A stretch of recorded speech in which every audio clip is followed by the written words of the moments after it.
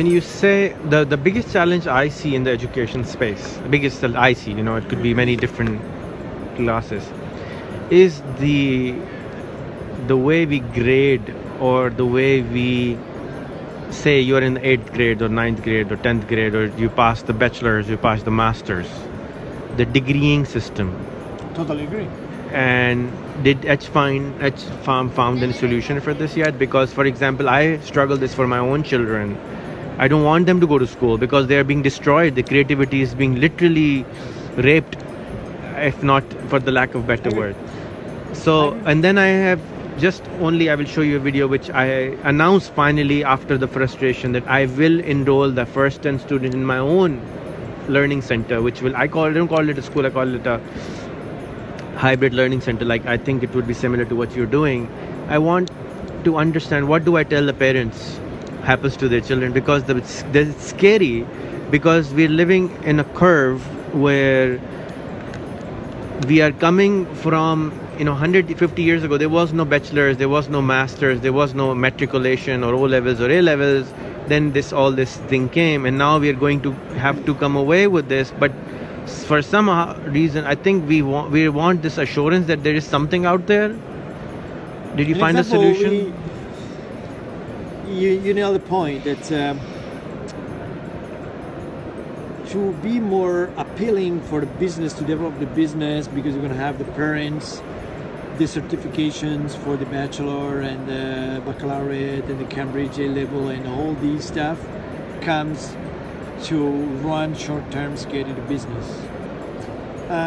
On top of this, we put entrepreneurship and humanism and computer science, not in the way to build an engineer school, but in the way to be aware about the technology and study in the same place. An example, demo day, events, hackathons, all this stuff, they live in this one. And we encourage to work and spend months with the startup.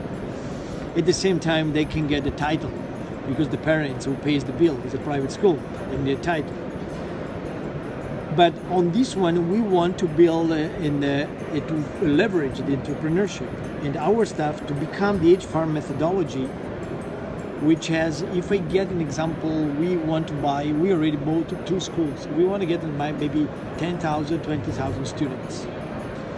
And then I can have more consistency in our methodology, and and a slower pace, crash, to release my diploma, which is now the IB, and they say, this is mine. We share 50% of topics because it's good. The other 50% is what we do. Today, an example, we have parallel courses, which is not outside of any sort of diploma, but kids, they can get access to things like weekend, after school, summer camp, during holidays.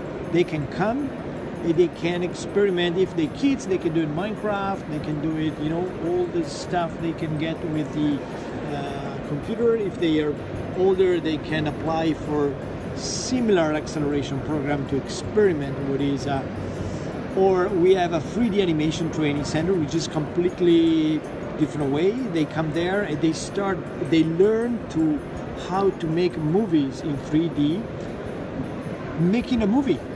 So they have 6 months to build a movie, starting from paper design, modeling, and then they have to teamwork to get a movie, and then they spend 3 months in stage inside the corporations like Pixar, all this stuff.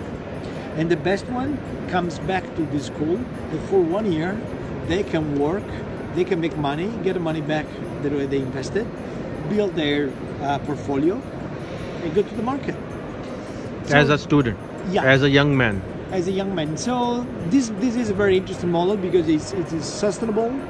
It creates a circle to renovate also the teachers, because teachers comes from former students. And today, once you walk in, that you come to see, every movie with some special effect, there is at least one student, one alumni coming out of the school. So but when the biggest challenge which my children, right now they go to a learning center and they have groups. Now when you go to the real world, or say, the outside world or the other world which is parallel to us, to ours, crazy world, the first question somebody wants to ask them is, for the ice breaking, is, okay, what grade do you go to? And now my children are frustrated. How do I explain to them that I don't have a grade system, I don't have a class, I don't have a 6th grade, I'm not a 6th grader, I'm not a 3rd grader. During the period of school, that can be kind of questions that are going to make it. Then at some point, when they get and jump into the real life, they understand it was just some bullshit. I always tell to my oldest son, he's 18, so he's going now, he's finishing the DP2 for the IB. And you say, IB, there is some good things, there is some things that doesn't make sense. You say, very good that you found it. Now he's looking for, and it doesn't go for maybe university, but more for into an interdisciplinary center. And they told him, not study too much, not take serious like you're 18. So don't treat yourself as a student who will build its own curriculum with the best.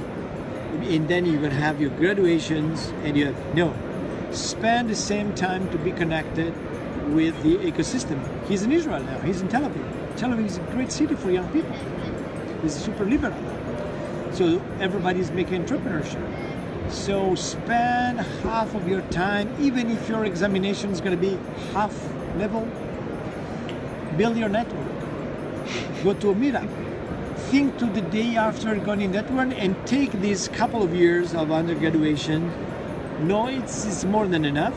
Like a step where you are half serious, half student, that you jump, because you are not probably 100% ready to jump into the real world with some competence to become a startup, but your future is doing a startup with someone, to deal with someone. It could be Arab, it could be whatever culture, because it comes from the United World College. So he's together. You call it United World College? Yes. Nice.